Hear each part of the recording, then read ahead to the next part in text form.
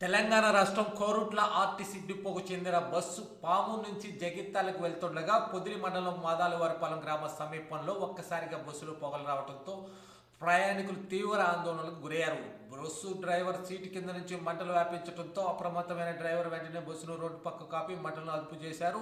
ఈ ఘటనలో పెద్ద ప్రమాదం తప్పిందని ప్రయాణికులు ఊపిరి పీల్చుకున్నారు. బస్సులో సుమారు 45 మంది పైగా ప్రయాణికులు ఉన్నట్లు సమాచారం. మంటలు వ్యాపించగానే అందరూ భయంతో బస్సు దిగి బయటకు వచ్చారు. అనంతరం బస్సును పొదిలి ఆర్టీసీ బస్టాండ్కు తరలించి మరమ్మతుల నిమిత్తం డిపో గ్యారేజ్గా పంపించారు. ఈ సందర్భంగా ప్రయాణికులు మాట్లాడుతూ బస్సు గ్యారేజ్కి వెళ్ళి గంట పైగా అయినప్పటికీ తమను ఇంతవరకు ఎవరు పట్టించుకోవటం లేదని ఆవేదన వ్యక్తం చేశారు. వెంటనే మరో బస్సును ఏర్పాటు చేయాలని లేదా తమకు టికెట్ నగదు తిరిగి చెల్లించాలని వారు డిమాండ్ చేశారు.